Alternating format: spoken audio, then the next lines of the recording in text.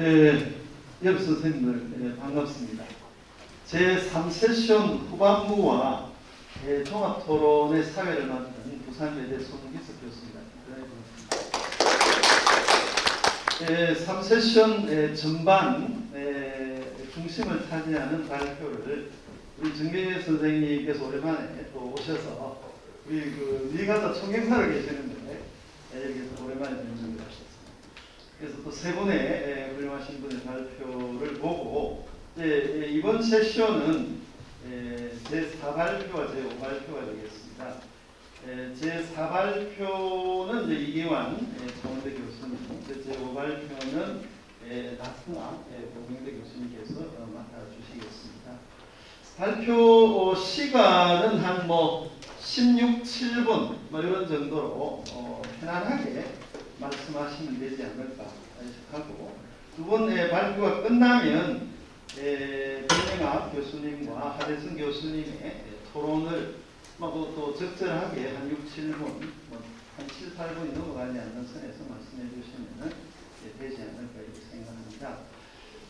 주제가 전체적으로 제3세션 전체가 일본과 해양영토 문제이고, 동아시아의 해양영토 문제는 전부 일본과 러시아, 일본과 중국, 일본과 한국 이런 측면이 강하고, 또 심지어 남중국해까지도 일본의 관여가 있기 때문에 여러 면이 겹치고 있다 이렇게 볼 수가 있겠습니다. 그래서 자, 그러면 제4발표인 우리 이기환 교수님께서 일본 아시아주의 속의 독도의 위상과 전략 부분을 좀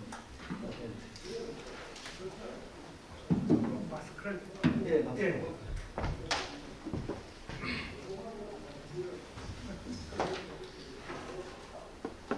안녕하세요. 수학대학의 이기환입니다.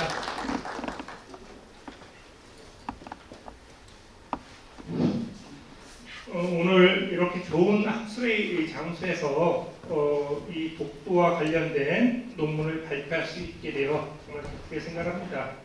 또한 이 자리를 만들어주신 대한정치학회, 동아시아국제정치학회, 경북대 평화문제연구소, 계명대 국경연구소 관계자분들께도 진심으로 감사 말씀을 드립니다. 저는 원래 이렇게 일본 쪽을 연구를 해오다 최근 한 2016년에는 그 이세돌 부단과 알파고의 세계 바둑 대국을 보면서 한 3, 4년 정도 이렇게 인공지능 쪽에 좀 연구를 하다가 이번 3월 초에 이 동아시아 국제정치학회에서 6월 달에 이 독도 해양영토와 관련돼서 논문 발표를 모집한다는 걸 보고 한번 본래의 길로 다시 한번 돌아와야겠다라고 생각을 하면서 한번 준비를 해봤습니다. 제가 받았던 주제는 독도의 지정학과 1번 전략인데요. 그 주제로다가 논문을 작성하는 과정 속에서 약간 논문 주제를 바꿔서 일본 아시아주의 속의 독도의 위상과 전략, 특히 러시아에 대한 전략적 고려를 중심으로 해서 한번 작성을 해봤습니다.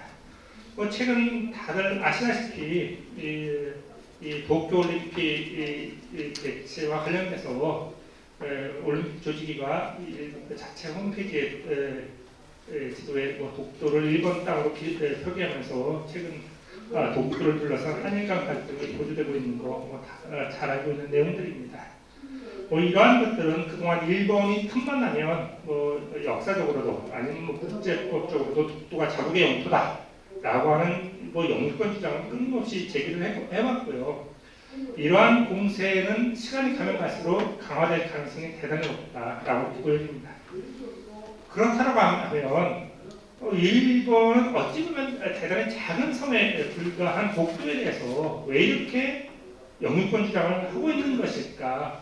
독도의 존재에 대해서 이미 잘 알고 있고, 태정관 지장 오늘도 계속 나오지만 거기에서도 독도가 일본의 영토가 아닌 한국의 영토다라고 하는 점들이 명확히 제시되어 있음에도 불구하고 왜 이렇게 일본이 계속해서 독도에 대한 영유권을 주장하는가라고 하는 거, 보는 측면에 맞춰서 이렇게 한번 살펴보도록 하겠습니다. 먼저 기존의 연구 동향을 한번 보게 되면 제 나름대로 한번 정리를 한번 해봤습니다.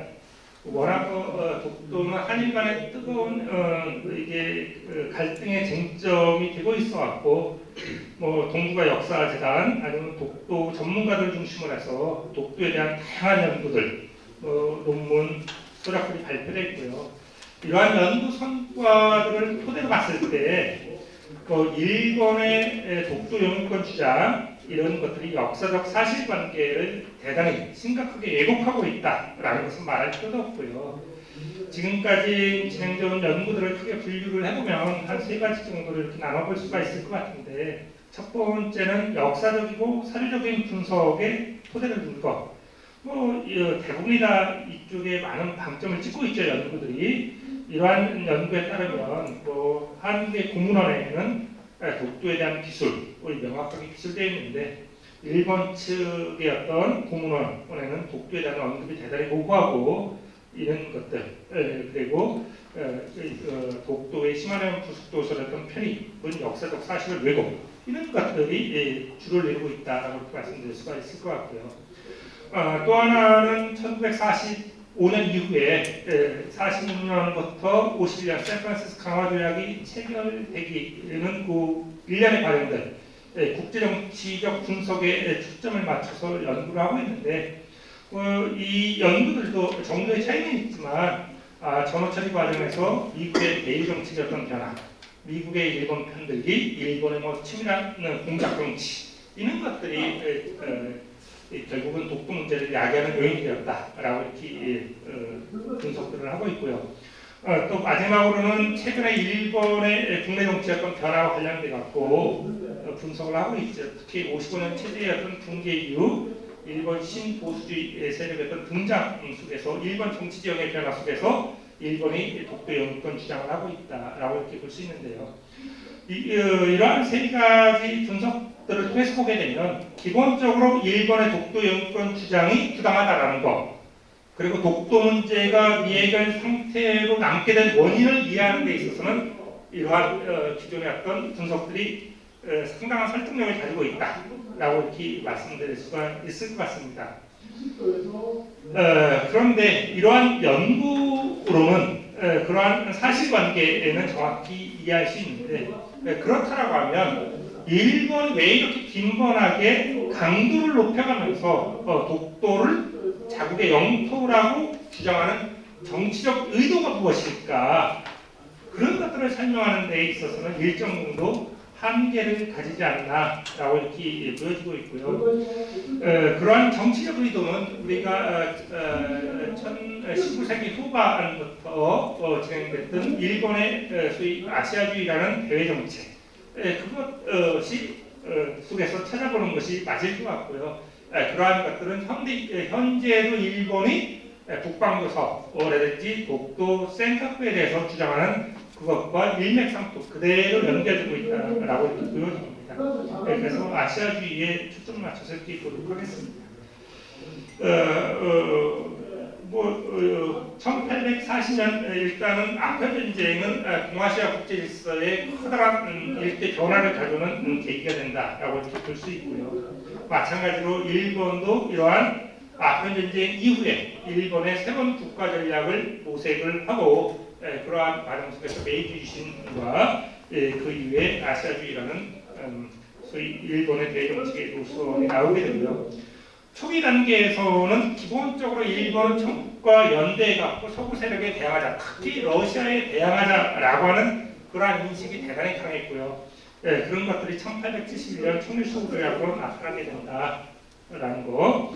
그 당시에 보면 오코이쇼난의 언급에서도 이런 것들이 명확하게 드러나는데, 중국은 일본과는 입술과 이빨 같은 사이의 나라다. 결국 국명 공동체로 양국이 연결되어 있다라고 하는 점들이 명확하게 되어 있는데, 이러한 일본의 대청 인식은 기본적으로 1875년 9.1 교환조약과 1882년 이모군란을 계기로 해서 급격히 변화한다. 대단히 중요한 게 1875년에 9.1 교환조약이다라고 이렇게 볼 수 있는데, 이 프리살린 교환조약을 통해서 결국은 일본은 러시아부터 초래될 수 있는 안보 위협을 최소화하는데 성공을 한다라는 거죠. 최소화하지만 언젠가는 러시아의 어떤 지리적 인자성, 러시아의 어떤 남진 정책으로 인해서 언젠가는 충분히 불가피하지만 일단은 직접적으로 러시아로 볼 수 있는 안보 위협을 차단하는 데 성공했다라는 거죠. 그러다 보니까 방점이 초기에는 가상의 적이 러시아였는데 지금 가상의 적이 바뀌기 시작한 겁니다. 지금 청나라로 바뀌게 된 거죠. 그 계기가 됐던 것이 바로 이모군란이다. 그래서 이모군란을 계기로 해갖고 일본은 천국을 가상의 적으로 설정을 하고 전쟁 준비에 착수하고 결국 청일 전쟁을 일으키게 되면서 결국 조선에 대한 지배권을 구축을 하려고 하지만 결국은 러시아가 주도한 삼국 간섭에 의해서 이러한 것들이 실패로 끝나게 된다는 거죠. 결국 이 삼국 간섭으로 인해서 일본의 어떤 조선에 대한 지배권을 확립하려는 것이 실패했던 것, 이것이 결과적으로는 일본의 대정책의 노선인 아시아주의를 실현해 나가는 데 있어서 가장 큰 장애물이다라고 이렇게 판단을 했던 거죠. 결국 이러한 것들이 이후에 러일 전쟁으로 가는 것이고, 러일 전쟁이라는 것 자체는 결국은 동아시아의 일본 중심의 새로운 국제 체제를 구축하겠다, 그러한 일련의 과정 속에서 이루어진다라고 이렇게 볼 수가 있을 것 같습니다. 그렇다라고 하면 이러한 아시아주의와 해양 영토와의 관련성을 한번 보게 되면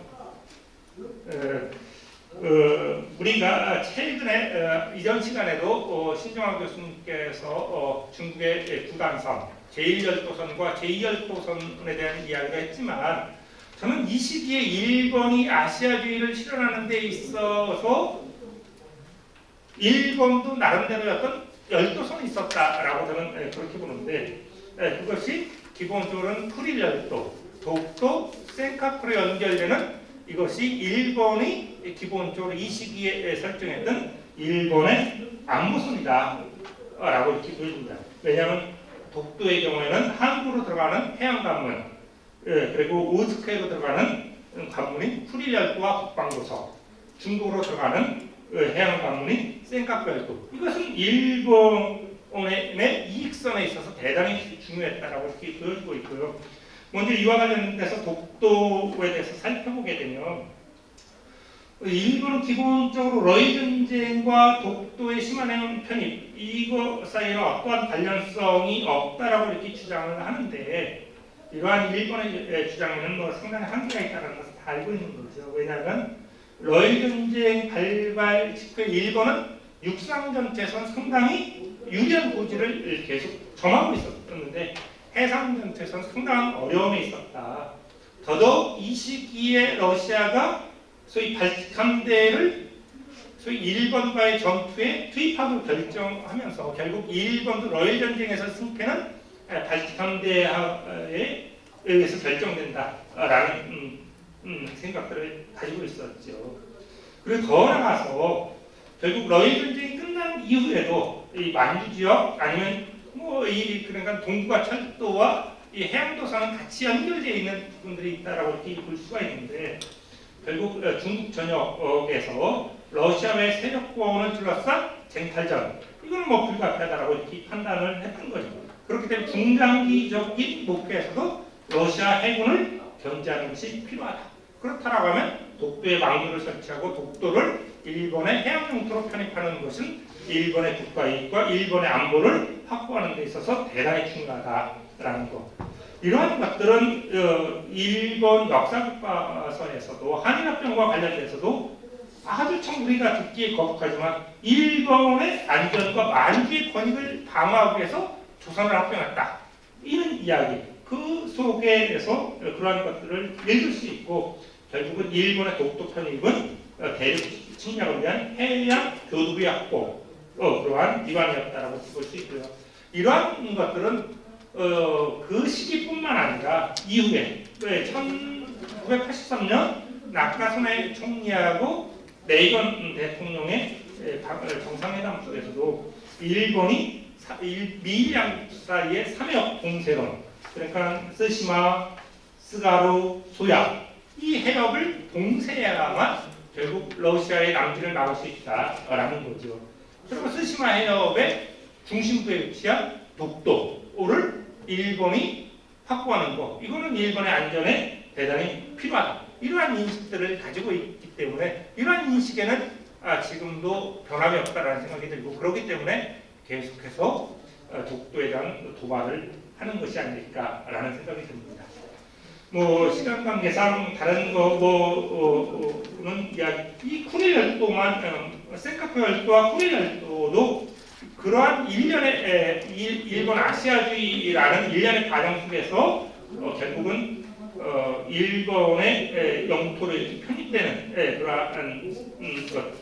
그러한 목표에서는 동일했다라고 이렇게 볼 수 있는데, 이미 이야기했다시피 1875년 쿠릴살린 교환 조약을 통해서 결국 쿠릴 열도 전체, 지금의 북방도서가 아닌 쿠릴 열도 전체를 확보함으로써 결국 러시아를 1차적으로 방어할 수 있는, 견제할 수 있는 해양 도서를 확보했다라고 이렇게 볼 수가 있죠. 왜냐하면 쿠릴 열도는 결국 일본이나 러시아에게 있어서는 안보적으로 대단히 중요하다라고 이렇게 볼 수가 있을 것 같아요. 그렇기 때문에 이런 것들이 결국은 2차 세계대전 이후에도 결국 1960년 일본이 미국과 안보조약을 개정을 하고 결국 미중일 간의 평화우주조약을 체결하니까 결국 북방 4개 도서에 일본 지상군, 공군을 배치하는 그런 것들에서 명확히 알 수 있겠다라는 거죠. 그래서 이러한 것들을 보면 쿠릴 열도에 대한 이야기는 하지 않았지만 이미 많은 이야기를 했기 때문에 결국 이 독도라든지 쿠릴, 센카쿠 열도 이런 것들을 보게 되면 우리가 개별적인 사건처럼 보이지만 이거는 19세기 일본의 아시아주의 속에서 아시아주의를 실현하기 위한 과정 속에서 해양 통제권을 확보하기 위한 일어남으로써 이루어졌다. 그렇기 때문에 일본의 국가 전략이 바뀌지 않는 한은 특히 독도에 대한 일본의 무리한 해양 영유권 주장은 계속될 가능성이 높다. 그런데 현 상황에서 보게 되면 일본의 경우에는 러시아로부터 쿠릴 열도는 말할 필요도 없이 북방 4개 도서를 반환받는 것조차도 대단히 어려운 입장에 놓여 있다. 그렇다라고 하면 결국은 러시아로부터 내려올 수 있는 안보 위협은 계속되고 있다라고 이렇게 판단할 수가 있을 것 같고요. 또 하나는 독도를 한국이 현재 실효적으로 지배하고 있는 상황이 지속된다라고 하면 결국 일본에게 있어서는 독도와 북방도서에 대한 영유권을 확보하지 못하는 그러한 상황이 지속되고 결국 이것은 일본이 목표로 했던 19세기 후반에 목표로 했던 일본의 이익선에 결국은 상충된다라고 일본은 이렇게 보겠죠. 그렇기 때문에 일단은 그 중에서 약한 불이라고 판단되고 있는 독도에 대한 도발을 계속해가고 있는 것이 아닐까. 그렇기 때문에 결국은 방금 앞 세션에서 이명찬 교수님이 센카쿠 열도 문제로 인해서 독도를 둘러싸고 한국과 일본 사이에 무력 충돌이 일어날 가능성은 일본에게 있어서는 작곡과 같다라고 이렇게 말씀을 하셨는데 저는 반대로 볼 수도 있지 않을까. 왜냐하면 일본에게 있어서는 독도가 어찌 보면 그 이익선에 있어서 약한 고리이기 때문에 그 약한 고리를 먼저 끊어내려고 하는 것이 아닐까라고 이렇게 보여집니다. 네, 이상입니다. 네, 얘기한 말씀 감사합니다. 어떤 면에서는 이해는 가능한데 또 한편으로 뭐 엄청난 가설적 어떤 주장도 없지는 않다. 이런 생각이 들긴 합니다. 일본의 그 어떤 아시아주의, 그 다음에 해양 이익선의 확보라는 틀에서 비교적 국가 전략이라는 치밀한 틀 속에서 일본의 어떤 해양 확장, 그리고 어떤 해양 영토의 확장 이런 게 연관되어 있지 않은가 라고 하는 이런 분석을 해주셨습니다. 그럼 다음으로 나성학 교수님 발표입니다. 다음 발표자는 동명대 나성학 교수입니다. 예, 우선 먼저 오늘 귀한 시간에 그 발표를 하게 되어서 대한정치학회장님, 동아시아 국제정치학회장님, 관계자분께 다시 한번 감사를 드립니다. 오늘 제목은 이제 러일 전쟁 시기에 일본의 독도 지리적 인식 고찰로 해서 불제는 이제 군사 전략적 측면으로 이렇게 잡아왔습니다. 지금까지 이제 대부분 우리 독도에 관련해서 다양한 그 주제들로 연구가 되어 왔습니다. 그러나 이제 오늘은 좀 러일 전쟁 때 어떤 독도를 어떻게 인식을 했는지에 대해서 군사적인 측면으로 좀 새로운 시각으로 좀 접근을 했습니다. 그래서 러일 전쟁의 어떤 전개 과정으로부터 일본의 독도지리적 인식 고찰, 또 특히 러시아와 유럽 국가의 독도에 대해서 어떻게 인식하고 있는지를 추가로 해서 알아보았습니다. 앞서서 이제 이규환 교수님께서도 이제 막루라든지 러일 전쟁에 관련해서 일부 설명하신 거는 제가 간단하게 이렇게 넘어가도록 하겠습니다. 자, 일본은 독도에 대한 영유권을 이제 한 20개 문헌을 통해서 주장을 하고 있습니다. 그 중에서 이제 은주 시청 합기로부터 해서 원록학서, 죽도기사, 죽도고, 죽도구증 등 다양한 어떤 사료에서 강조를 하고 있습니다. 자, 그렇다면 일본이 독도에 대한 영유권을 주장하는데 그럼 무엇 때문에 출발했는지 그런 연구할 필요가 있고요. 특히 이제 러일 전쟁 시기에 일본이 독도 지리적 인식에 관해서 독도를 불법 영유하는 것을 규명하고자 이렇게 알아봤습니다. 자, 그게 분석들로서는 어떤 현재 독도에 대한 지리적 위치를 말씀드리고 러일 전쟁으로 인해서 자극이 돼서 즉 군사 전략적인 가치가 높아짐에 따라서 독도에 대한 일본이 불법 편입을 착수했다라는 식으로 제가 말씀을 드리겠습니다. 앞서 말씀드린 대로 이제 일본은 한 10년 간격으로 이제 우리 한반도를 괴롭혀 왔습니다. 그래서 갑신정변으로부터 해서 10년 간격의 청일전쟁, 그 다음에 러일전쟁. 근데 청일전쟁 결과로 인해서 또 러시아는 또 남하 정책을 좀 강력하게 펼치고 또 거기에 따라서 또 적극적인 동맹 체계나 어떤 패권 경쟁을 다투기 시작합니다. 그래서 20세기 초에는 서구 열강국들이 또 한반도 해안 어떤 측량을 통해서 어떤 침략 의도를 좀 나타내고 있는 그런 실정입니다. 그래서 1903년에는 한국을 심지어는 도마위의 어떤 생선으로 취급할 정도로 이렇게 패권 경쟁이 좀 심해졌고 그로 인해서 결국에는 1904년에 러일 전쟁이 이제 발발하게 됩니다. 자, 그렇다면 일본이 울릉도와 독도 지리적 인식과 또 경계는 사실 고려말 이전까지는 전혀 인식하지 않았습니다. 그러나 이제 고려 말부터 조선 초에는 외구라든지 어떤 임진왜란 이런 걸로 인해서 어떤 일본식 명칭이 이제 부여하기 시작이 됩니다. 또 잘 아시는 바와 같이 이제 조선시대 때 세완 정책으로 인해서 일본인들이 이제 불법으로 도예에서 어떤 강치잡이도 이렇게 하면서부터 점점 명칭을 사용하기 시작했습니다. 또한 1993년에 이제 안영국 박오든의 어떤 이제 도예를 인해서 어떤 도예 금지 정책에 따라서 일본인이 어떤 어루 활동에 또 방해가 되니까 그 즉 지역민의 어떤 반감으로 인해서 울릉도와 독도에 대한 그런 영유권에 대한 논쟁들이 시작이 되었습니다. 자, 그렇다면 이제 독도의 군사적 전략적 그 가치를 한번 알아보면은 이제 막루라는 것이 있습니다. 막루라고 하는 것은 이제 지형 어떤 감시를 좀 하기 위해서 이제 어떤 타워식으로 높게 설치한 누각으로 생각을 하시면 됩니다.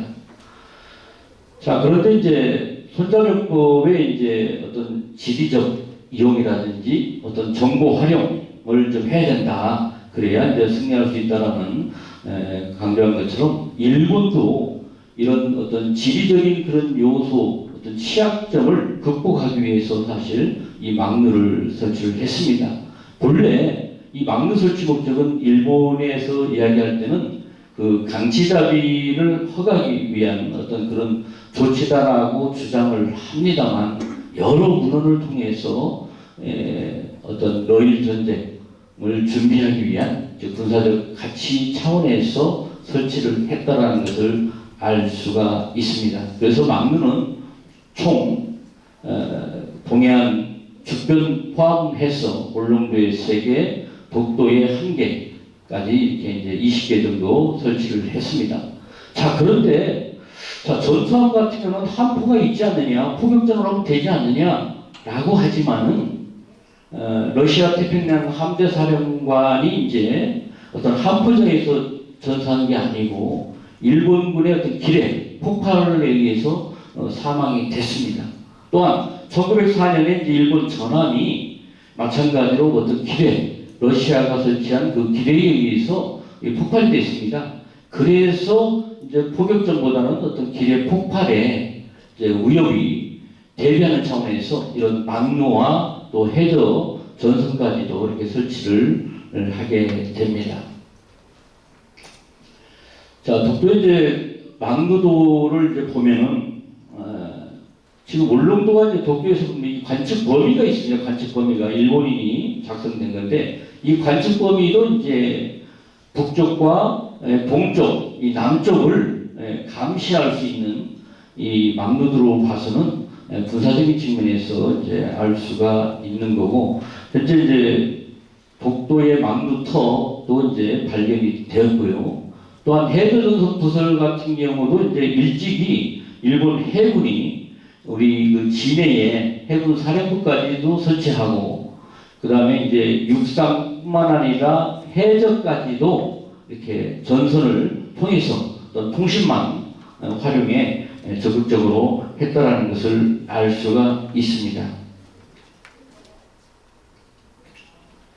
또한 독도 부근에 이제 러일 대마 해전이 사례가 있는데 이 대마 해전이라는 이 용어도 사실 대마도 아닌가라고도 이제 볼 수가 있습니다. 그래서 대마도를 지나서 독도의 이제 그 남쪽 18해리 이 부분에서 이제 이루어진 건데 이때도 이제 보면은 울릉도와 독도 주변에서 군사적 이 가치를 이제 확인하는, 각인시키는 그런 이 해전이었습니다. 이것으로 인해서 이제 세계적으로도 이제 독도에 대해서 이제 각인을 시키는 계기가 되었습니다. 그 다음에 이제 한국 주변에 이제 바다 해류 50도인데 잘 아시는 바와 같이 북쪽에서는 한류가 내려오고 남쪽에서는 이제 난류가 올라가서 이제 동해안, 이제 삼척 그 정도에서 만나는 시점입니다. 만나서 이제 동쪽으로 나가게 되는데 이에 따라서 이제 굉장히 이 동해안이 잠수함 이런 훈련이라든지 어떤 탐지 장비에 굉장히 성능 시험하는 어떤 하나의 무대로 중요시가 됩니다. 특히 어떤 서로 한류와 난류가 만나기 때문에 일종의 어떤 회오리 어떤 물 형성이 되고 또한 물의 온도로 인해서 음파 어떤 탐지에도 좀 제한이 되기 때문에 이러한 잠수함 어떤 탐지가 불가능한 지역입니다. 그래서 이 울릉도와 이 독도에 대한 그 지역을 이제 군사적으로 가치가 높게 생각을 하고 있습니다. 다음은 이제 러일 전쟁 시기의 독도 지적 인식 고찰입니다. 뭐 독도 지리적 위치는 뭐 잘 아시는 바와 같이 울릉도로부터 독도까지는 뭐 87.4km입니다. 이것은 볼 수 있다라는 겁니다. 볼 수 있다라고 하는 것은 그 당시에 가서 고기를 잡았다라는 겁니다. 하나의 울릉도와 독도는 뭐 생활권이었다라는 걸 알 수가 있고요. 시마네메에서 가까운 옥기성으로부터는 157.5km는 전혀 육안으로 보시기 어려운 그런 지역입니다. 그다음에 이제 은주 시청합기는 이제 말하자면 그 옥기를 이제 옥기섬 이름을 은주입니다. 은주. 그래서 이쪽에서 보고들은 그런 한 2개월 동안의 어떤 관리인이 기록했던 이제 그런 걸로 봐서는 어떤 옥기섬으로부터 하나의 경계로 일본이 이제 스스로 독도는 한국 땅임을 인정해주는 그런 하나의 문서입니다. 원룸각서도 마찬가지고요. 죽도구도 마찬가지. 이제 죽도구는 조선의 어떤 세환 정책으로 해서 그 비어져 있는 섬을 이제 어떤 확인하는 어떤 그런 내용이 이제 담겨 있는 것이고요. 태정관지령은 앞서 말씀드린 대로 생략을 하겠습니다. 죽도구정도 마찬가지. 울릉도가 조선 땅이다라는 것을 스스로 이제 결론을 이제 내린 그런 하나의 고문헌입니다. 자, 또한 이제 러시아와 유럽 국가의 독도에 대한 인식도 이제 거의 대동소이합니다. 러시아 같은 경우는 이제 당시에 이제 그 독도는 이제 서도와 동도를 크게 두 가지로 나뉘는데 이제 뭐 올리브차, 메넬라이 어떤 하나의 발견했던 그런 군함 이름을 따서 했고요. 또 유럽에서도 마찬가지 1849년에 이제 프랑스의 이제 포경선의 그 함선, 뭐 리앙프로라든지 또 영국의 함선 이름을 딴 호네토호라는 그런 이름으로 해서 독도에 대한 그런 많은 그런 지도들이 이제 발견이 되고 있습니다. 자, 그래서 일본의 독도 지적 지적 인식 평가로서는 이제 또 섬의 명칭에 대해서 이제 혼란으로 사용을 하고 있다. 뭐 울릉도를 마스시마 또는 뭐 독도를 뭐 저기 마스시마 또는 다케시마로 서로 혼용해서 사용하기도 이제 했었다라는 것을 알 수가 있습니다. 자, 그래서 러일 전쟁 전에는 이제 러시아의 한 극동 관문 동해로 판단을 하고 단순히 어떤 러시아가 어떤 독도를 확보할 수 있기 때문에 일본이 해야 된다라는 식으로 이제 기술은 좀 하고 있습니다. 또한 앞서 말씀드린 대로 막루라든지 어떤 해저 전선까지 설치하는 걸로 봐서 어떤 러일 전쟁을 준비하기 위한 어느 하나의 시작점이 아니었느냐라고 생각을 합니다. 그렇기 때문에 1905년 2월 22일 날 독도를 일본의 시마네인으로 편입까지 하게 되었습니다. 자, 결론상으로 이제 어떤 러일 전쟁 어떤 준비 차원 또 그런 러일 전쟁을 통해서 군사 전략적인 가치가 높아져서 본격적으로 일본에서 독도를 영유권에 불법 편입하는 그런 시도를 했다라고 판단을 했습니다. 예, 여기까지입니다. 이상입니다. 네, 나수아 교수님 감사합니다. 교수님은 아마 독도의 군사 전략적 가치 그리고 이에 대한 일본의 근세 초의 지리적 인식을 중심으로 이렇게 말씀하셨습니다. 아마 이 막루 설치라든가 해저 전선을 어떤 목적으로 또 어떠한 국내적 정책 결정 과정을 거치면서 만들어졌는가 그에 대한 증빙을 좀 할 수 있다면 일본의 한반도 침략 또는 독도 편입의 그 상당한 부분을 또 분석할 수 있는 큰 계기가 되지 않을까 이렇게 생각이 되기도 합니다. 자, 그러면 두 분 토론자 선생님을 모시기로 하겠습니다. 네. 네, 이견 교수님의 토론을 맡은 대우가들대 변양입니다. 예, 제가 어젯밤에 이 논문 읽었는데요. 읽기 전에 이제 저는 뭐 개인적으로 이 해양 도서 분쟁에 대한 전문가가 아니라서 이렇게 구글어스를 이렇게 띄워놓고 쭉 봤었거든요. 근데 예전에는 이제 예사로 일본이 뭐 그냥 한국 옆에 있지 이렇게 되어 있는데 가만히 보니까 일본의 지정학적 위치가 아주 흥미롭고 좀 매력적이랄까 좀 이상한 표현이지만 아주 독특한 위치로 이렇게 있더라고요. 그래서 보니까 뭐 이렇게 북아메리카판, 이 지각판, 유라시아판이나 뭐 태평양판 이런 것들이 복합적인 경계에 일본이 남북으로 길게 이렇게 줄지어서 이렇게 떠 있는 이런 상태.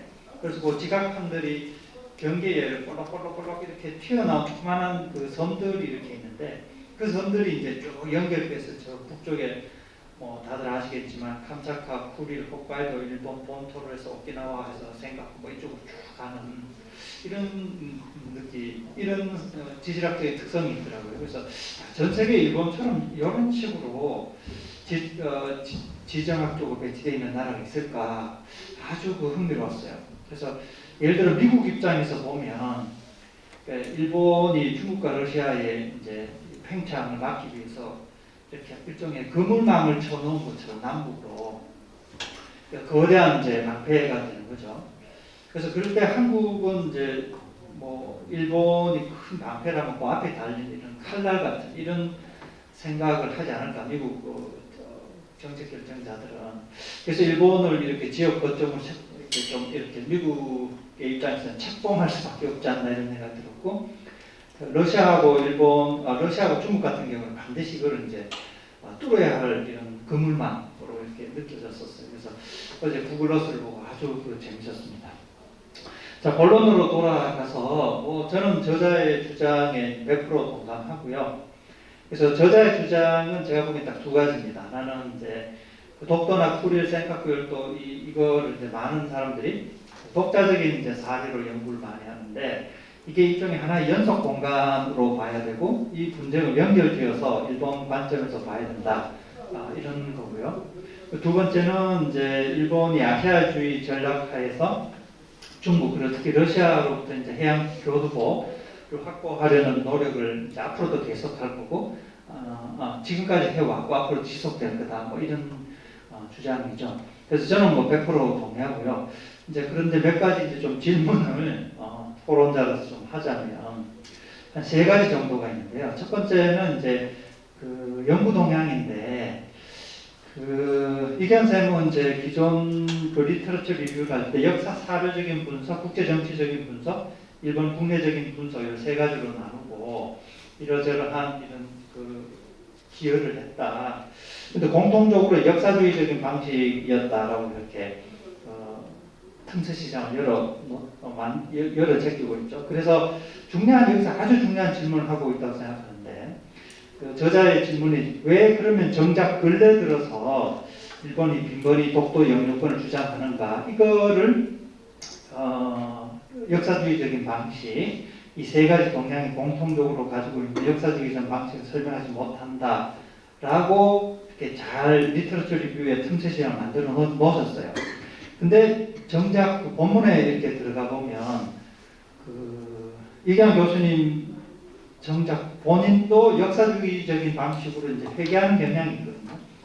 그래서 이제 메이지 유신 이후에 일본의 이런 독도, 쿠릴, 센카쿠로 연결되는 연속 공간에 대해서 일본이 이제 아시아주의 전략하에서 이러저러한 전략을 짜고 도발을 했다. 이렇게 쭉 설명을 하는 거죠. 그래서 좋은 그 연구 질문을 본문에서 이렇게 살리는데 조금 미흡하다 이런 생각이 좀 들었어요. 그래서 제 생각 같아서는 원래 이계한 쌤이 전공 분야가 일본 정치니까 왜 정작 이른가 요새 들어서 일본이 저러나 이렇게 만약 물음을 던지셨다면 그 일본의 국내 정치적인 조건의 변화, 정치 지형의 변화 이런 것들을 같이 설명을 하시면 더 좋은 논문이 되면서 왜 최근 들어 이럴까 이를 설명할 수 있지 않을까 이런 생각이 좀 들었었어요. 그다음 두 번째로 이제 이건 개인적으로 좀 궁금한 건데 예전에 제가 아는 그 선배님 한 분이 우리 선거 지역주의를 할 때 그 조중동 신문기사 한 20년치를 내용 분석을 컴퓨터로 돌려가지고 이 지역주의 현상이 이제 정치 문화나 시민 문화 또 지역민들의 심성의 구조적인 문제가 아니라 이거 선거 때마다 나타나는 선거 현상이다 이렇게 이제 분석한 박사 논문을 제가 아주 재밌게 본 적이 있었거든요. 그래서 일본 전문가시니까 만약 독도나 예를 들어 뭐 위안부까지 독도나 위안부 이슈를 만약에 일본 신문에서 우리가 내용 분석을 많이 할 수 있다면 어떠실 것 같아요? 그 어떤 조건에서 이런 독도 이슈가 이렇게 정치적으로 동원되고 써먹는지 뭐 제일 들은 생각 국내 지지율 문제 뭐 이런 것도 있을 것 같고요. 왜냐하면 독도나 위안부 이슈는 일본 정치인들 입장에서는 전혀 비용이 들지 않고 쉽게 도발하고 극우파를 동원할 수 있는 아주 매력적인 이슈이지 않을까 뭐 이런 생각이 좀 들었었어요. 그리고 세 번째는 뭐 소소한 거지만 일본이 이렇게 독도에 대해서 국제 분쟁화하고 막 이렇게 하고 있는데 그러면 한국 정부는 제가 이렇게 예전에 신문을 보니까 적극적으로 대응하는 것이 좋다 이런 분도 계셨고 또 어떤 분은 너무 그렇게 하면 일본의 술수에 실효적 지배를 하고 있는데 자꾸 이렇게 일본이 도발하는 데 대응을 자꾸 이렇게 하다 보면 이게 국제 분쟁으로 만약 이렇게 등급되면 오히려 뭐 손해다 이러면서 무대응이 좋다 뭐 이렇게 패널 분들이 서로 다른 이야기를 하시더라고요. 그래서 한국 정부 대응은 뭐 사실은 답도 없는 거지만 어떻게 하면 좋을까? 그래서 이기한 선생님 좀 고견을 좀 듣고 싶습니다. 네, 이상입니다. 네, 교수님 감사합니다. 그러면 우리 하리스 교수님 좀. 네, 안녕하십니까. 나상학 교수님 발표 잘 들었습니다. 군사 전략적인 측면에서 독도 지리적 인식이라는 주제에 부합해서 독도가 현재 가지고 있는 지정 전략적인 가치가 과연 유효한가 하는 부분을 봤을 때 사실 과학기술도 발달하고 군사력도 훨씬 더 러일전쟁 시기보다 발전했지만 독도가 가지고 있는 군사 전략적인 가치는 더욱더 중요하게 이렇게 매겨지는 것 같습니다. 그래서 일본이 독도를 계속 본인의 영유권을 주장하고 있는 것은 이러한 군사 전략적 가치에 기반을 좀 두고 있지 않나 하는 생각을 해봅니다. 이러한 지정학적 인식을 바탕으로 해서 개인적으로 좀 더 궁금한 부분을 몇 말씀 드리고 질문을 드리고자 합니다. 먼저 첫째, 영토 분쟁이 군사적 갈등 또는 전쟁으로 확대될 가능성이 있는가 하는 문제입니다. 영토 분쟁이 군사 분쟁으로 확대되는 다양한 이유를 조사한 자료를 좀 보면 1950년에서 1990년까지 보고된 영토 분쟁의 50% 이상이 해결되지 않았습니다. 그런데 평화적으로 해결되지 않는 사례를 분석해 보면 5가지 정도의 요인이 있는데 영토의 전략적 가치가 있거나 소수민족과 국경을 접하고 있거나 민족이나 어느 집단을 공유하거나 국가가 현상 변경을 시도하거나 군사 분쟁이 이전에 일어났을 때입니다. 그래서 영토 문제가 분쟁의 확률을 계속 증가시키고 반복되는 그런 성향을 띠고 있는데 독도 문제와 관련해서 한일 간에 이러한 5가지 요인을 두고 비교해 보면 독도에 대한 영토의 전략적 가치가 있고 또 일본은 현상 변경을 시도하고 있고 일본은 주변 국가들과 과거에 전쟁 경험이 있기 때문에 결국 평화적으로 해결된 가능성이 매우 낮고 군사적 분쟁 또는 전쟁으로 확대될 가능성이 크다라는 생각을 해봤습니다. 이와 관련해서 두 번째 문제는 인접성의 문제인데 1816년에서 1992년에 걸쳐서 국가 간 전쟁의 3분의 2 이상이 인접한 국가와 발생됐습니다. 결국 전쟁을 일으킨 국가의 3분의 2가 인접 국가와 전쟁을 벌인다는 겁니다. 그래서 지금 뭐 인공위성이나 미사일, 무인기 등의 군사력 발전이 가져오고 있지만 군사력을 투사할 수 있는 수단은 점점 발달하고 있지만 인접 국가와의 갈등은 낮아지지 않고 오히려 유지하고 있다는 것을 의미합니다. 그래서 한국과 일본은 지리적으로 근접한다는 자체가 군사력 충돌 가능성을 높이는데 결정적인 요소로 작용하지 않겠나는 생각을 해봅니다. 그래서 인접 국가 간의 이러한 갈등은 군사력을 정강시키고 또 충돌을 일으키고 전면전을 유발해서 군사력 갈등을 확대하는데 관련성은 있다라고 생각이 듭니다.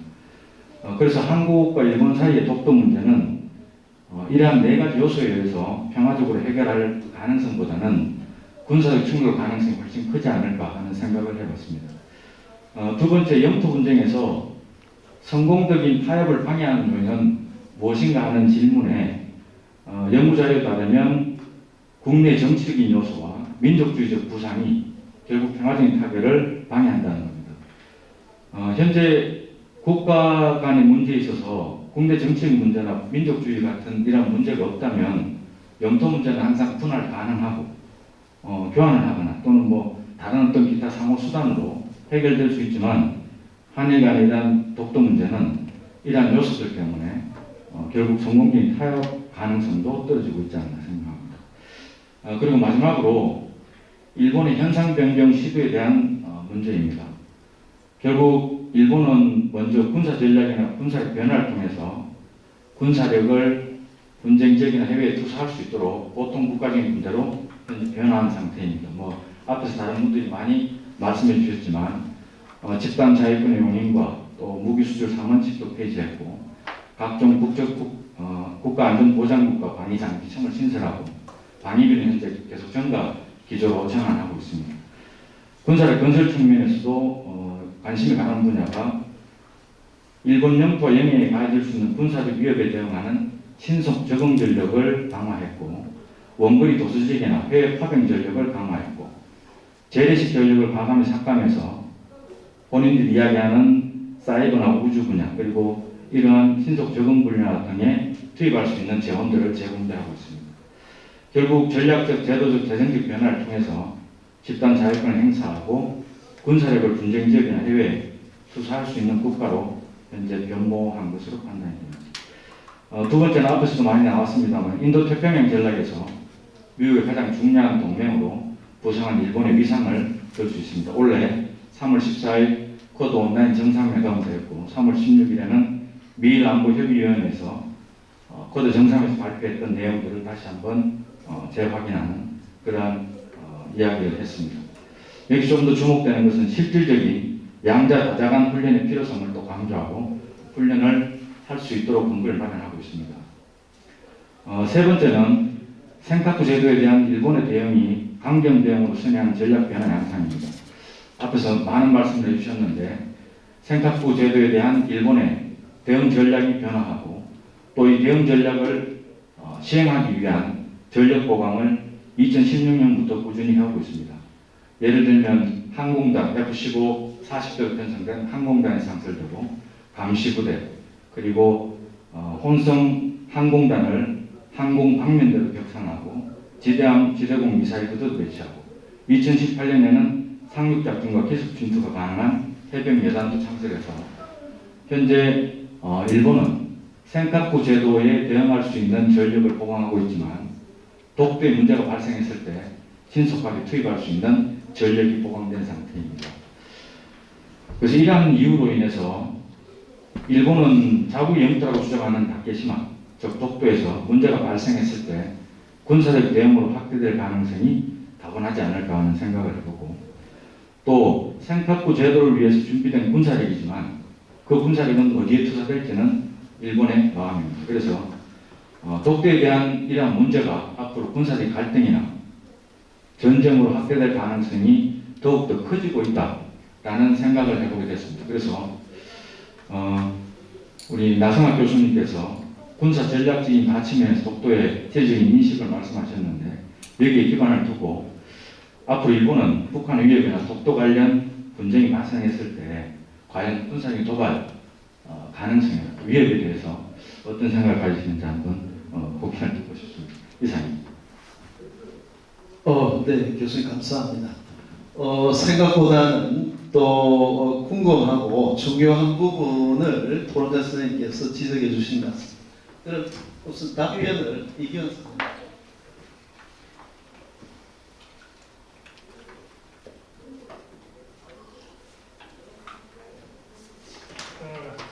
변혁 교수님의 좋은 토론 감사드립니다.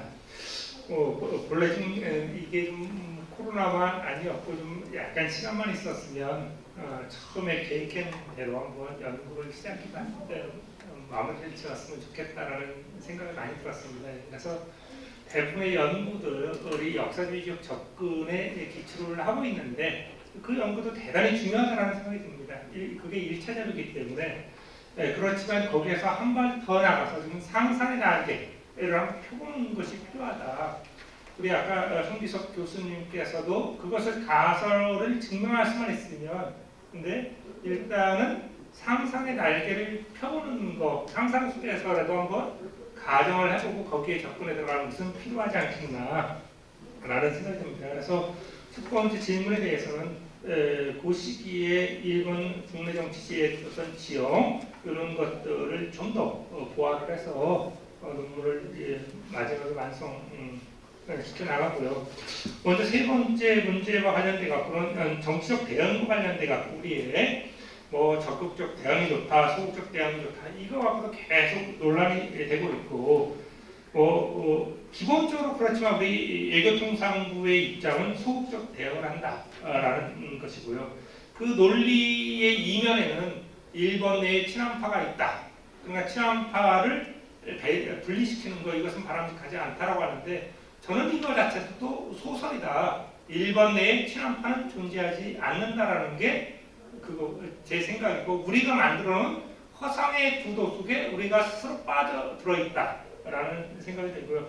그렇다고 해서 적극적 대응이 좋은 방법이냐라고 하면 또 그래서 상황에 따라서 좀 달리 대응을 하는 것이 필요한데 현재는 우리가 실질적으로 지배를 하고 있고 그렇기 때문에 일본의 대응 정도에 따라서 우리가 좀 대응하는 것이 어떻겠나라는 생각이 들고요. 우리 하대성 교수님께서도 계속 독도 주변에서 또 군사 충돌과 관련해서 이렇게 말씀을 하시죠. 저는 이런 개연성은 충분히 있다. 그렇기 때문에 일본의 전략에 말려들지 않는 것이 중요하다. 왜냐하면 일본의 심성구조, 일본인들의 정신구조를 우리가 정확하게 이해를 하고 있으면 일본인들이 어떻게 이 독도 주변에서 어떤 도발을 할 것인가. 일본은 직접적인 공격은 하지 않는다. 라는 거죠. 그래서 아마 우리가 1875년 운요 사건처럼 아마 짬펀치들을 한두 방 날리면서 들어올 가능성이 있다. 그랬을 때 우리가 거기에 직접적으로 도발하면 그것을 빌미 삼아서 일본은 전쟁을 시작할 것이다. 이런 것들은 만주사변 때도 그랬고 중일전쟁 때도 다 일본은 전쟁의 명분을 가지고 자신들의 이익을 실현시켜 나간다라고 이렇게 볼 수 있을 것 같고요. 그래서 대응이 중요할 것 같다라는 거. 그러면 독도 이슈하고 위안부 이슈는 뭐 일본 지지율과 관련되어 있는 측면도 있고 기본적으로 90년대 이후에 이러한 민족주의적인 쟁점들이 전면으로 부각되어 있다. 이런 것들이 일본만의 문제도 아니고 일본, 중국, 한국 내에서도 민족주의적인 어떤 이슈가 정치 영역에서 상위를 차지하고 있고 위안부 이슈하고 독도 이슈는 약간 좀 다르다라고 위안부 이슈 같으면 일본 측에서 이렇게 본다라고 하면 일본의 규범성과 관련된 것을 볼 수 있고 독도 이슈는 우리가 봤다시피 일본의 이익선과 관련되어 있다. 그래서 뭐 일본이 어떤 선거 때 이러한 내각에 대한 지지율을 위해서 이런 측면들을 활용하는 것들도 보여주고 있는데 이러한 것들에 대해서는 좀 더 면밀한 우리가 일반적으로는 특히 선거 때 일본인 납치 문제 이런 것들을 보게 되면 일본인들의 관심 사항에서 보면 일본인들이 한 80%, 83%가 이 부분에 대해 관심이 있다. 이런 것들은 직접적으로 그런 것들을 제기했을 때 이런 것들은 선거에 도움이 되겠죠. 그런데 이러한 것, 독도하고 위안부 이슈와 관련된 그런 것들이 선거에 어떤 영향을 미쳤는지는 교수님 말씀대로 한 20년 정도를 분석을 해보고 거기에 대해서 실증적인 데이터를 갖고 이야기를 하는 것이 필요하다라는 생각이 들고요. 그런 것들도 좋은 연구 주제가 될 수 있겠다라는 생각이 들면서 소개를 마치도록 하겠습니다.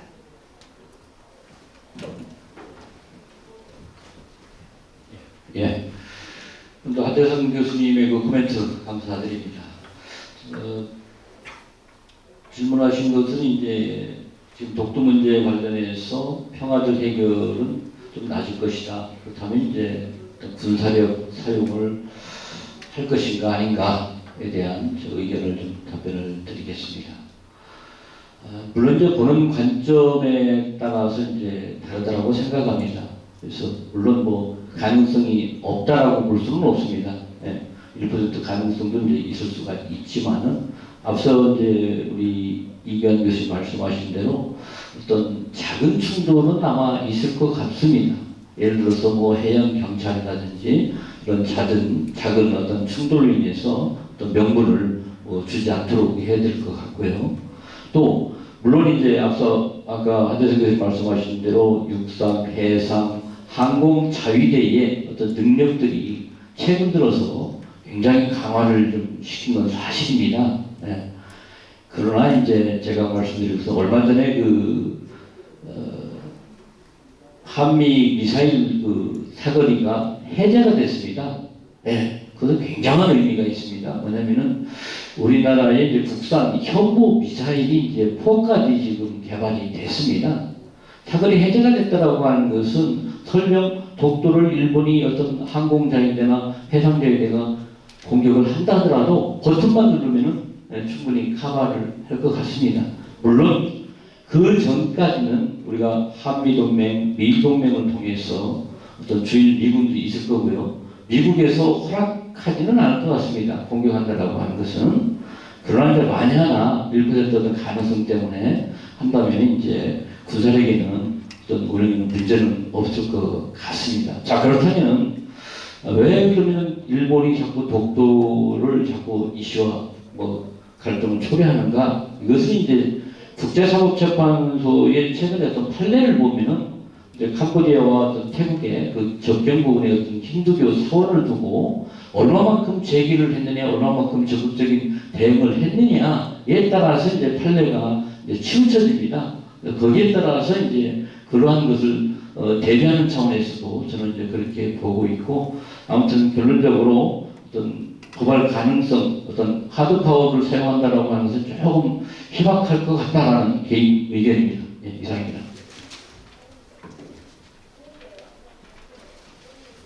예, 토론자 선생님에 대한 답변이 있습니다. 그러면 두 분 선생님에 대한 오늘 발표자 마지막 세션 이기환 선생님과 나상학 선생님에 대한 질문을 포함해서 마지막 종합 토론으로 이렇게 인사하는 게 좋겠습니다. 저도 처음에 인사를 받드렸습니다만 이번 학회가 동아시아 국제정치학회 이성환 회장님, 그 다음에 대한정치학회 이정태 회장님, 두부 학회와 두 분 회장님의 큰 어떤 연구 협력과 기획 속에서 생각보다는 크게 국제학술회의로 이렇게 진행된 점을 대단히 기쁘게 생각하고, 또 이 마지막 세션에서 이렇게 제가 사회를 맡게 돼가지고 대단히 영광으로, 진짜로 영광으로 이렇게 영광스러운 자리가 앞으로 쉽지 않지 않을까 생각하면서 기쁘게 생각합니다. 오늘 오전 세션은 아마 줌을 열어서 아마 중국 발표자 윤호 교수님과 여수일 교수님의 논문 발표, 그리고 또 이정태 교수 회장님과 이성환 회장님의 또 발표도 이렇게 있었습니다. 그 다음에 오후 세션에도 세 분, 두 분 이렇게 많은 논문들이 주제 발표가 있었다, 이렇게 볼 수 있겠습니다. 제가 이렇게 정리를 한번 해보니까 한 세 가지인데요. 말 하나하나 비슷합니다만은 중국의 해경법의 제정과 시진핑의 해양 전략이라고 할까요? 또 그에 연동되는 남중국해, 또는 오늘 주로 집중 거론된 다오이다오 생카쿠 열도에 대한 중국의 실효적 점유 정책, 일본의 실효적 점유에 대한 배제 정책, 이게 중요한 게 아닌가. 이와 관련해서는 이제 윤효 교수님, 그 다음에 이정태 교수님 회색 기대 전략이라든가 실제적으로 중국이 어떻게 나오고 있는가, 그 의미는 무엇인가, 이런 걸 잘 분석해 주셨습니다. 그리고 이와 연동해서 또 이민찬 선생님의 세밀한 일본 쪽 어떤 정책 대응도 좀 있었습니다. 그다음 두 번째는 일본의 중국에 대한 중국의 해양 전략에 대한 대응과 미일 동맹 문제인 것 같습니다. 물론 이제 센카쿠 열도에 대한 일본의 정책 대응을 어떻게 할 것인가. 저도 예전에 이제 논문도 쓰긴 했습니다만 2005년부터 이게 좀 심각해졌거든요. 어떻게 보면은 동북아 해양 영토 분쟁의 현재화라고 하는 게 21세기 초반에 좀 심각해졌다. 대표적으로 중국과 일본 간에 2005년도 이제 이렇게 한번 붙었습니다. 그래서 동중국 해양 자원의 개발 문제로 붙었고, 또 그다음에 일본의 안보리 진입에 대한 문제, 역사 인식에 대한 문제, 또 각국 일본, 중국 공이 어떤 애국주의 교육 이런 문제들이 심각해졌는데, 센카쿠 열도 자체만 보면 2005년, 2010년, 그 다음에 2012년 이렇게 실제적으로 어떻게 외교적 어떤 갈등이 심화되었고, 2012년부터는 중국도 이제 2013년부터 시진핑 정권이 들어서면서 실효화 정책, 일본 정부의 어떤 기독권 인정의 배제 이런 쪽으로 가지 않았던가.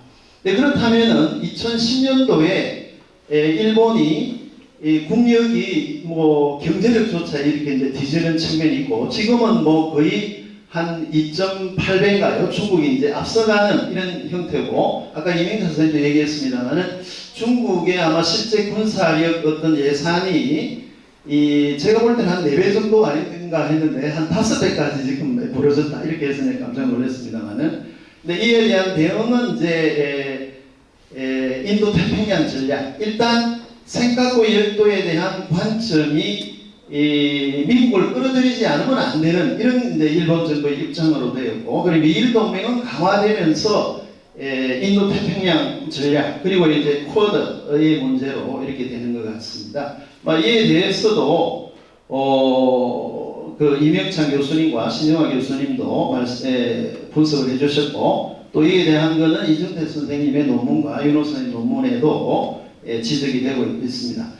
그 다음에 이 모든 근저에 역시 한일 관계에서의 독도 영토 문제 또는 중일이나 미일 동맹이나 여러 가지 면에서의 독도 또는 배교성 선생님과 나승하 선생님도 말씀하셨습니다. 일본과 러시아 사이에 개재하는 쿠릴 영토 문제, 여기에서도 독도 문제의 함의를 여러 가지로 역사적으로나 현재 정책적으로 지적을 해 주셨습니다. 그래서 이제 이게 독도라고 하는 것은 뭐 여기 권위자이신 이승환 대통령께서 이 독도 문제는 어떻게 보면은 뭡니까 그 어떤 태성관 지령이라든가 울릉도 경계 합의 문제부터 좀 더 연동되어 있는 것이고, 그에 대한 역사적 고찰과 함의를 좀 더 학문적 분석에 들어가야 된다 하는 이런 말씀 속에 여수일 선생님, 또 배교성 나승하 선생님의 또 문제, 그리고 이규환 교수님도 이 한일 관계에서 또는 나아가서 일본의 외교라고 하는 관점에서 분석이 있었습니다. 그래서 이걸 이제 이 세 가지가 큰 다른데요. 이걸 어떻게 해야 될지는 모르겠습니다만, 아마 각 그 필자에 대한 질의가 있으면 그 질의를 우선 몇 개에서 모아서 하고 여기에 대한 답변 또는 나중에 필자께서 간단한 소감을 말씀하는 이런 순으로 하면 될 것 같습니다. 혹시 오늘 발표하신 각 연구자 선생님께 질문이 있으면 해주시면 좋겠습니다. 예, 신정희.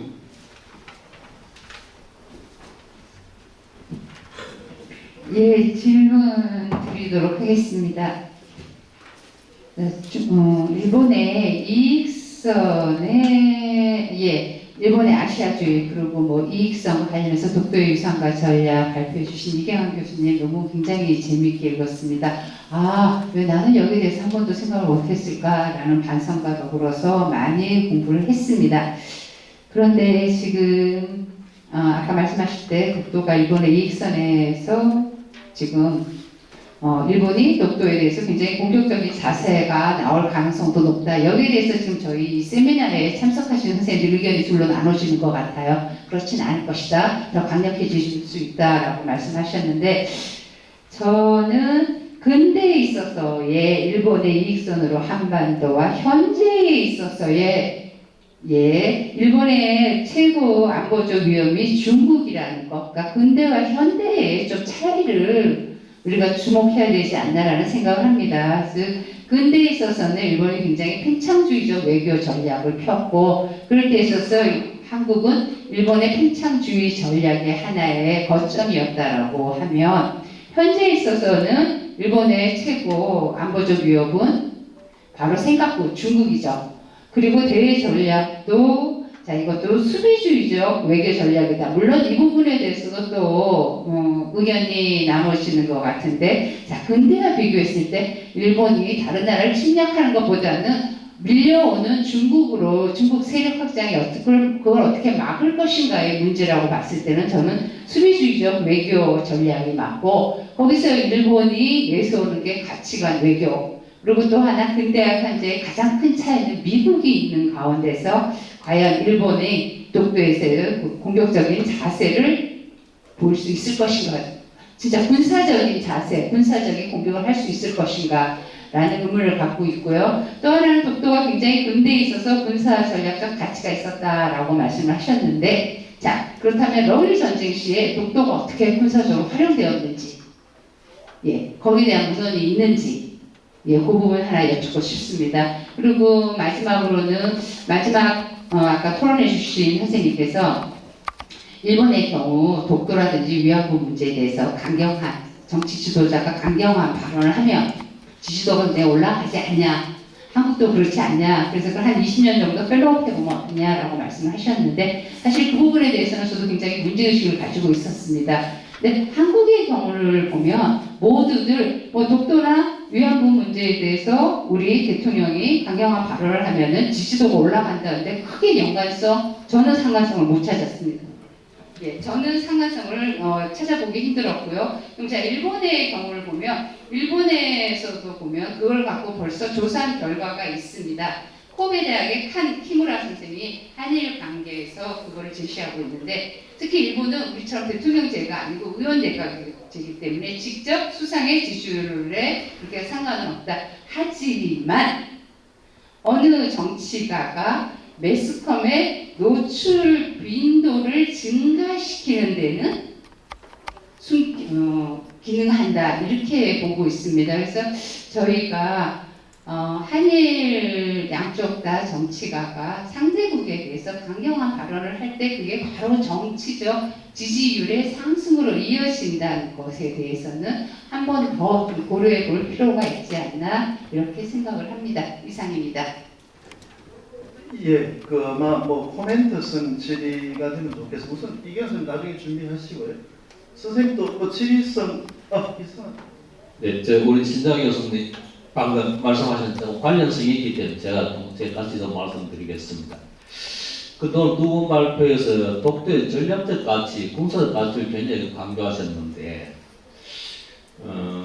저는 여기에 대해 조금 회의적인데, 우리가 이제 가장 독도 문제 궁금증을 가지는 일본이 왜 독도를 편입했을까 하는 거하고 그 다음 또 하나 왜 일본이 지금 현재 이렇게 도발적일까 독도에 대해서 여기에 대해서 우리가 정확한 답을 못 찾고 있습니다 아직까지.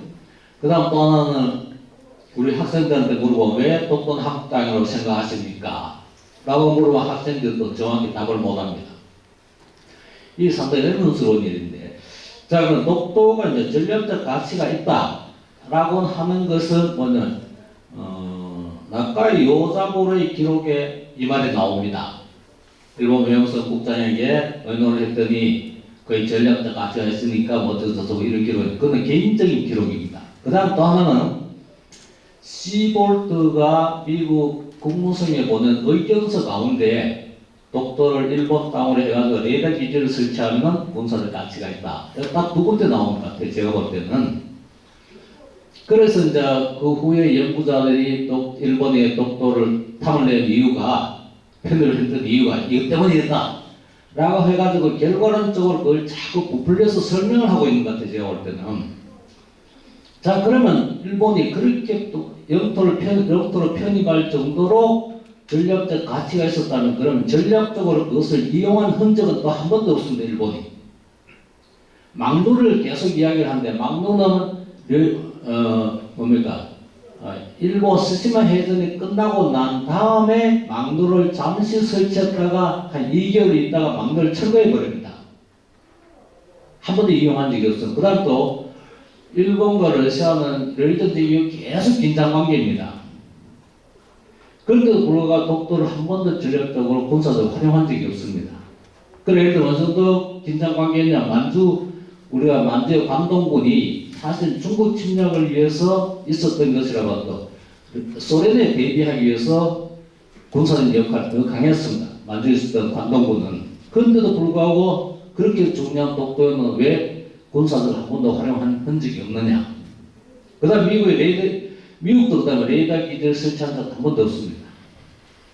또 그 다음에 독도에 가보시면은 독도를 과연 군사적으로 이용할 만한 지형적인 가치를 가지고 있는 땅인가?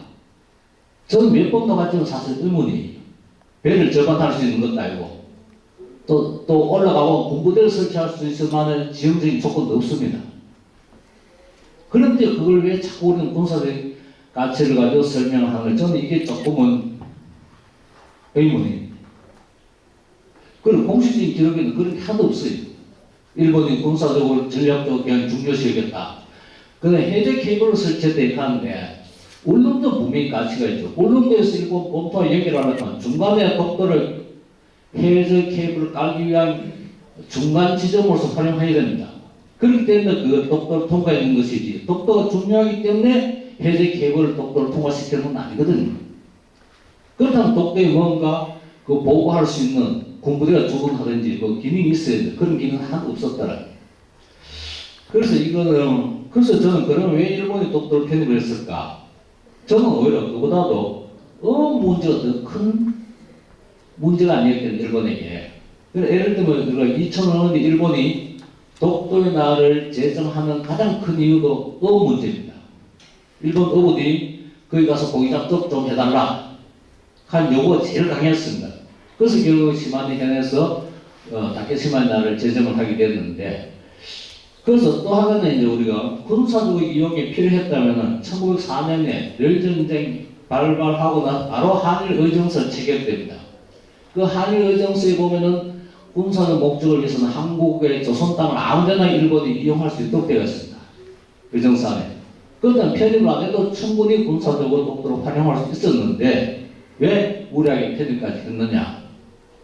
그렇게 군사적 중요한데 왜 한 번도 활용한 흔적이 없느냐? 이런 부분 어떻게 설명해야 될까? 라는 게 저는 사실 조금 궁금해서 개인적으로. 이상입니다. 예, 그러면 이메이터 쌤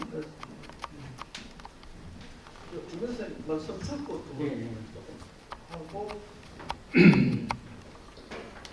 하고 장시간 발표하시고 토론하신 선생님들 수고 많으십니다. 저도 이제 중요한 얘기를 아까 하나 했고 이기환 교수님이 거기에 대해서 생각을 좀 달리한다고 말씀하셔서 그 부분을 좀 언급하고 싶은데, 지금 일본이 군사적으로 독도에 관여할 수 있느냐, 제가 볼 때는 상당히 희박하다고 말씀드렸는 거고, 지금 나상학 선생님도 그 부분은 상당히 희박하다고 말씀하신 것 같은데 맞나요? 네. 예.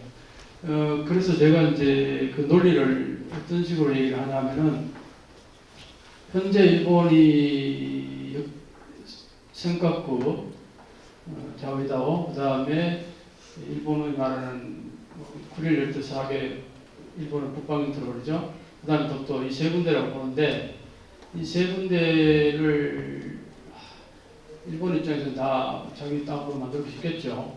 근데 이제 북방인트는 뭐 거의 지금 무건한 느낌이 드는 거고, 독도는 한국이 뭐 벌써 70년 가까이 지금 지배하고 있죠. 센카쿠는 지금 거의 뺏길 정도의 지금 상황에 가 있고요. 그리고 일본의 국력은 자꾸 떨어지고 있습니다. 이런 상황 속에서 독도에 일본이 군사로 개입한다 그랬을 경우에요. 어떤 현상이 벌어지냐면은 생각부 제도는 이민 해방군이 그냥 점령해 볼 거예요. 독도에 군사 움직임이 보이는 순간 일본은 영토 문제를 해결하기 위해서 군사력을 사용하네? 그럼 우리도 사용하자. 중국은 기다렸다는 듯이 아마 생각부 제도 점령해 볼 거예요. 생각부 제도하고 독도하고 일본 입장에서 메리트를 보면은 면적은 한 30배, 지하 자원은 생각부 제도에 거의 이라크 석유 매장량이 있다고 그건 유엔이 발표한 거예요. 60년대 말에. 그렇게 본다면은 생각부 제도의 그 중요도는 독도하고 비교할 바가 안 되는 거죠. 그리고 그 지역의 그 해양 영토까지 다 합한다면 독도하고 비교가 안 돼요. 한 100배, 수천 배까지 더 중요도가 있다고 보는데 과연 그런 상황 속에서 일본이 자위대를 가지고 독도에 침공을 한다? 제가 볼 때는 바보가 된다면 그건 불가능하다고 보고요. 그래서 이경환 선생님이 그게 대해서 전혀 다르게 생각한다는 이유를 이익선을 가지고 얘기하는데 이익선이 현재도 물론 뭐 간번했던 전략이 그 지정하기 변하지 않는 한 영원히 존재하겠죠. 하겠는데 지금 상황으로 보면 한미일 이게 동맹관계로 연결되는 부분이 있어서 이걸 무시하면서까지 자위대가 이동을 한다, 움직인다. 거의 이건 바보 같은 짓일 거라고 나는 봐요. 미국이 뭐 허용도 안 할 거고. 그래서 그렇게 본다면은 내가 이제 왜 이게 중요하냐고 얘기하면은 서울대 그 어떤 교수 한 분, 원로 교수 한 분이 우리 동부에서 재단에 와가지고 그 얘기를 했었어요. 일본은 지금 독도 점령 시나리오까지 만들어가지고 착착착 준비하고 있는데 우리 정부는 뭐하냐? 아주 달걀한 펴더라고. 그래서 내가 좀 웃기는 소리 하지 마시라고 내가 한 10분 동안 내가 아주 이런 얘기를 가지고 제대로 한번 반박을 했었어요. 그럼 지금 우리 한국 정부가 거기에 일본이 저렇게 군사 행동을 하려고 준비하고 있는데 우리가 직무 유기하고 있다는 거냐? 그럼 국방비를 지금 2배, 3배를 올려야 된다는 얘기냐? 지금 만약에 일본이 해상자위대가 정말 이지삼을 몰고 와서 독도를 침공하려고 마음먹는다 그러면 우리가 그렇게 대응하려면은 이지삼 지금 2대 가지고 의미도 없다. 그러면 됐을 때 만들어야 될 텐데 그 국방 예산 지금 다 투자를 해야 되느냐? 지금 당장 그게 말이 되는 소리냐? 그렇게 이제 반박을 했더니 아무 소리 못 하시더라고. 식사하러 가시면서 계속 내한테 미안하다는 소리가 나요. 그게 이제 뭐냐? 왜 그런 얘기가 나오냐니까 이게 연계가 돼있어가지고 사실 불가능한 얘기를 자꾸 전략적으로 가능성이야 당연히 있겠죠. 가능성이라는 건 0% 아닌 이상 가능성이 있는 거예요. 그렇지만 개연성이라는 걸 가지고서 정책을 펴야지 가능성을 가지고 정책하려면은 어느 날 소련이 러시아가 한국 점령할지도 모르니까 대비해야 된다 이런 얘기도 성립되거든요. 이게 뭐 뜬금없는 얘기가 된다고 이게. 그래서 독도를 일본 해상자위대가 군사력 가지고 점령하러 온다 이 얘기는 조금 학술적으로는 적합하지 않다고 저는 생각합니다. A사입니다. 예, 세 분 선생님 감사합니다. 그럼 요와 연관해서 이기환 교수님과 나승학 선생님 한 번 더 조금 답변해 주시고 그 다음에 배규선 선생님과 총 마무리로 우리 이정태 선생님이 소감과 의견을 말씀해 주십니다.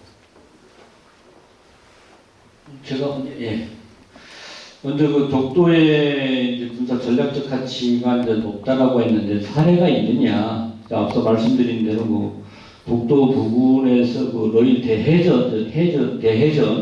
대해전에서 이제 어떤 그 정보 감시를 통해서 포위를 해가지고 일본이 이제 이긴 사례가 있고요.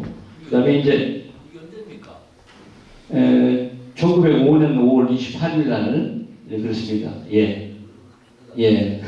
그리고 이제 최근 들어서 그러니까 이제 6.25 전쟁 기간에 그러니까 이제 일본이 독도에 이제 불법 침입했던 사례가 6번 있지 않습니까? 그래서 독도 대첩일이라고 지정도 됐고요. 또 거기에 따라서 우리 홍순칠 그 의병 대장이 되셨는데 홍순칠 포함해서 33명이 이제 독도를 지켰던 사례, 이 최근 사례도 있고 해서 어떤 가치가 저는 높다라고 말씀을 드렸습니다. 그래서 어떤 전쟁을 어떤 전투를 함에 있어서 어떤 전략 자산도 중요하지만 어떤 정보 보능은 그러기 위해서 이제 막루도 설치했다라는 걸 말씀을 드렸습니다. 이상입니다.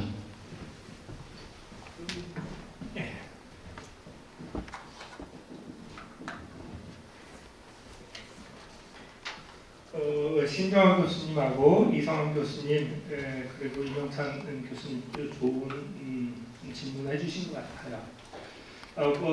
독도에서의 어떤 전쟁 가능성 그거는 모르죠. 왜냐하면 어느 정도 예측을 할 수는 그렇다고 왜냐하면 우리가 1989년에 냉전이 붕괴될 것이다라고 이렇게 예측을 했던 사람도 없다라는 거죠. 그리고 서독이 69년에 동방 정책을 추진할 때 동서독의 통일은 아마 그 당시 빌리 그란트 총리도 한 100년 후에나 가능할 것이다 라고 이렇게 예측을 했지만 1990년 10월 3일날 동서독이 통일됐다. 지금 현재로서는 이명찬 교수님의 지적대로 그럴 개연성, 가능성은 상당히 낮다. 저도 그렇게 봅니다. 그렇게 보지만 그럼에도 불구하고 준비를 해서 나쁠 건 없다. 일단 어떤 대응 방안은 있어야 될 것 같다라는 생각이 들고요. 그리고 이성환 교수님께서 말씀하셨던 거, 독도의 군사적 가치, 군사적 가치가 이용 가치가 높다라고 하면 이것이 활용된 적이 있느냐? 그것이 아니고 어업 문제 때문에 그 어업 문제가 중요하기 때문에 일본이 독도를 강제적으로 편입했고 지금도 그 문제 때문에 한국과 계속해서 외교적인 공방을 벌이고 있다라고 했을 때 과연 이거에는 또 얼마만큼의 설득력을 가질 수 있을까라는 어업 문제다라고 하면 충분히 이것은 한국과 일본이 외교적으로 풀 수 있을 거다라는 제 나름대로의 생각을 하는데 그것 이상의 어떠한 논리가 그 속에 숨어 있지 않을까. 그렇다라고 하면 기존에 지금 한국과 일본 사이에 쭉 이 독도를 둘러싼 갈등이 없지 않았냐라고 하는데 그것은 기본적으로 지금까지는 한미일 군사 소위 군사 동맹이라기보다는 한미일 삼국 공조 체제라는 큰 틀 속에서 움직이다 보니까 그런 측면이 있지만 최근에 쿼드 문제 3월 16일 2+2 회담에서도 나왔다시피 과연 지금 한미일 삼국 공조 체제가 지속이 될 것이냐 여기에 미국과 일본, 한국 삼국의 딜레마가 동시에 놓여져 있다라고 저는 그렇게 봐요. 그렇다고 하면 이후의 상황은 달라질 수도 있다. 그러면 사회가 저는 상상하는 것을 좋아하는데 그 상상을 한번 해보는 것도 예를 들어서 한미일 삼국 공조 체제가 일정 정도 균열이 생기고 지금도 일본이 쿼드에 한국의 참여에 대해서 기본적으로는 소극적이고 내심은 부정적인 것을 표현을 하고 있고 더더욱 지금 일본이 추진하고 있는 CPTPP에 대해서도 한국의 참여에 대해서 일본은 대단히 좀 부정적인 입장을 보이고 있다. 그렇다고 하면 향후에 한국의 외교의 어떤 향방에 따라서 결국은 일어나지 않을 수 있는 일도 일어날 수 있다라는 가정을 하면서 그것들을 고려해 보는 것은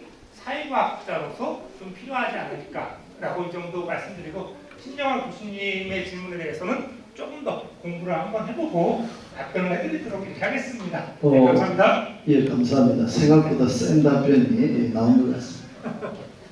그러면 배교성 선 계세요? 따로 안 계시죠? 이준태 회장님이 총괄 소감 겸 의견을 좀 말씀해 주시죠. 제가 마무리하는 자리입니다. 네, 고맙습니다. 오늘 잔치는 그냥 소박하게 찾아냈는데 생각보다 먹을 게 많은 자리인 것 같습니다. 저는 많은 공부가 됐습니다. 저는 이제 회식지대 전략이 잘못됐다 판단.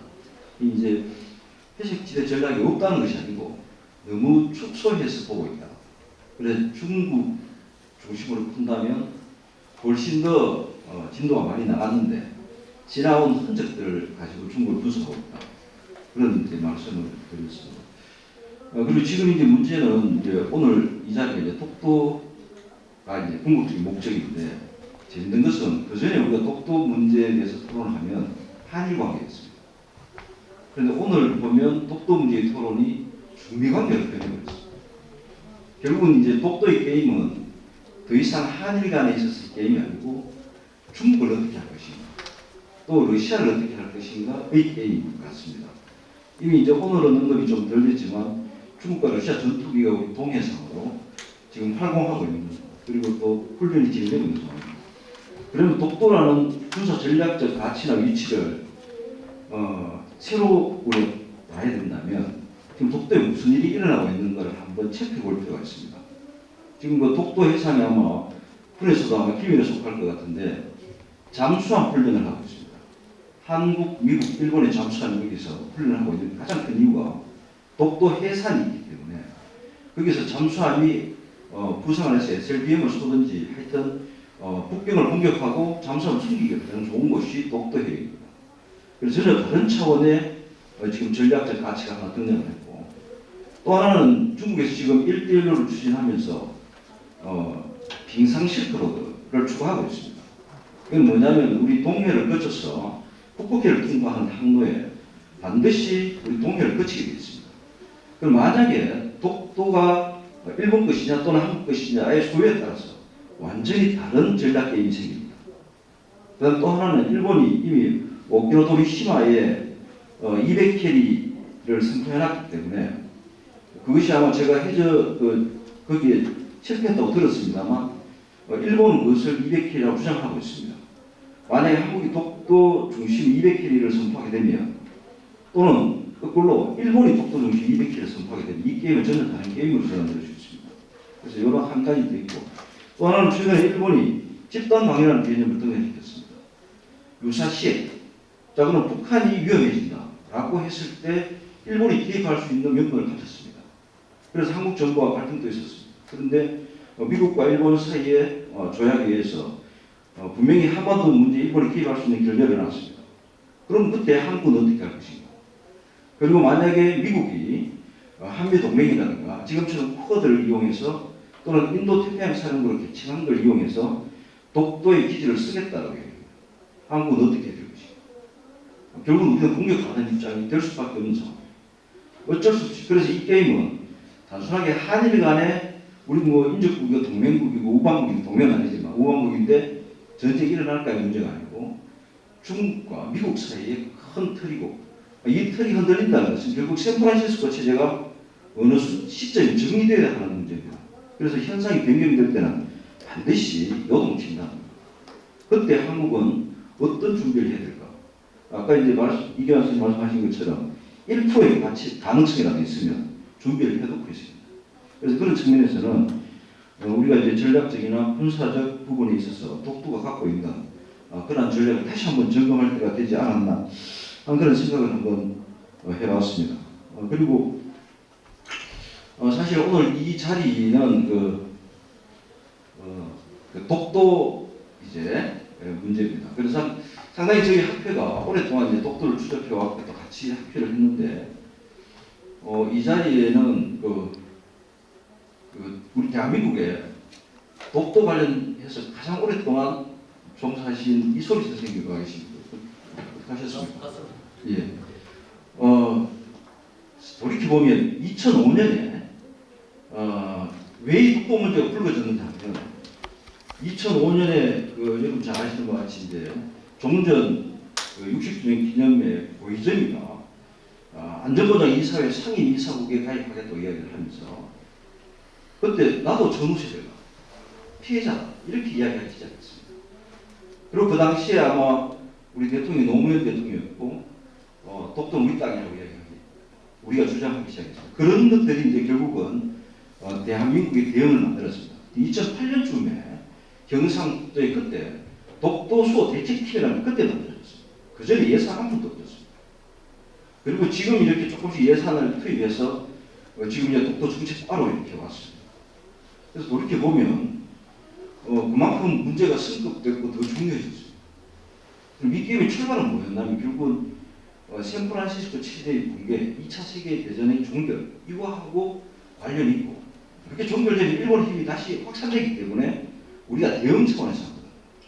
그때 우리가 이제 할 수 있었던 결국 일본과 자매 계를 맺은 도시들과 관계를 끊는 것 외에는 한국이 할 수 있는 건 아무것도 없었습니다. 그리고 한국이 했던 게 뭐 손가락 끊는 거 하고 뭐 자해하는 거 몇 개 좀 있었습니다만 그 이외에 사실 우리가 한 게 없습니다. 그래서 그런 걸 생각해 본다면 더 이상 국민의 손가락을 희생시켜서는 안 된다는 거예요. 국가 차원에서 준비를 하고 있습니다. 그런 측면에서는 한번 이 시점에 중국과 미국 스타일의 관계를 아마 가지고 독도 문제를 다시 생각해 볼 기회가 됐으면 좋겠다. 그런 생각을 한번 해봤습니다. 네, 고맙습니다. 감사합니다. 그러면 이 학회로 동아시아 국제정치학회, 대한정치학회로 마이크를 우리 세션은 이걸로 종결하고 학회에서 혹시 공지사항이나 의견이 있으면 감사합니다.